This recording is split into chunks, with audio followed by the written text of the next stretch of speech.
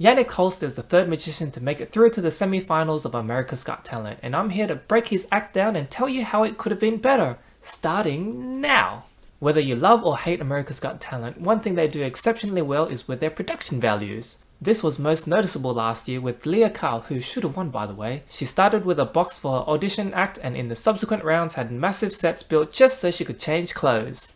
In the same way, Jannick is able to make a grand entrance, coming down in a transparent egg chair while surprising himself with glitter.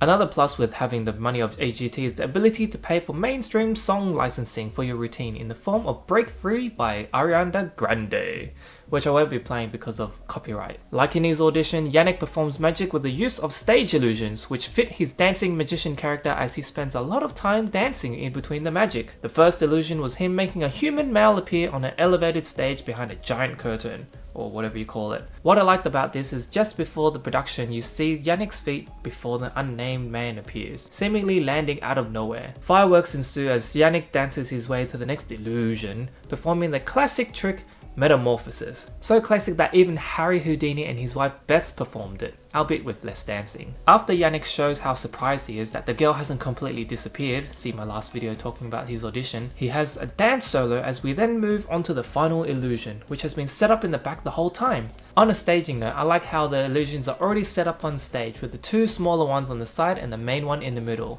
Simple yet effective composition. When you're not focused on Jannick's slow-mo dancing, you'll notice the backup dancers turn the illusion around and show everyone that it's empty before Jannick does the honors and unveil a whole band complete with cheerleaders you'd find in the background of a 2D fighter.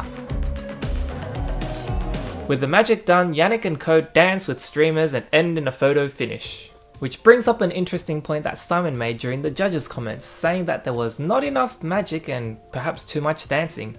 But I offer a counterpoint that there wasn't enough variety of magic and a good amount of dancing. Let me explain. What we're seeing is a stage illusions show, and often with stage illusions there's a lot of setup in the form of someone getting into a box, onto a stage, locking a box, etc. And then the moment of magic happens in seconds, and then you're off to the next illusion. If you were to do the same act that Jannick does but without all the dancing, you'd be watching any other stage illusion act where magicians usually walk around all serious and dramatic like to heart pumping music, which is not a bad thing.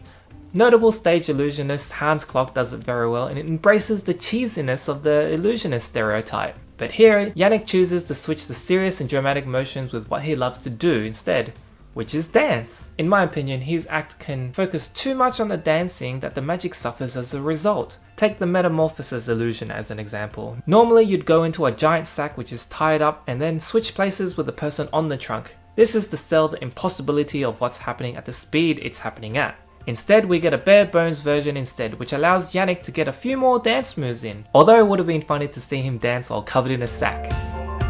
Where Jannick can improve is with the variety of magic that he chooses to perform, because from what we've seen, he's doing a lot of appearances with his stage illusions, but we know there are much more elaborate stage illusions out there, and I'm sure as Jannick grows as a performer, he'll find ways to choreograph a dance into those illusions, or give up magic and take up dancing full time. Who knows?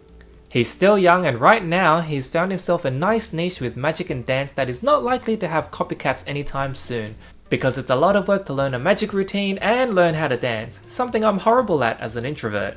Jannick did not make it through to the finals, having been beaten by a comedian and augmented reality singers in his round. But I'm sure he'll find a place on the stage somewhere down the line because his act is pretty much perfect for a Las Vegas show. See, the problem with stage illusions is that there are a lot of the same illusions around that a lot of magicians are doing, and coming up with an original one takes creativity and a lot of hard work, and those who are doing it aren't likely to sell it or share it in order to stand out. Much like Yu Ho Jin, who has an act that no one should dare copy, which I break down in this video here. Otherwise, subscribe for the next breakdown and have a magical day.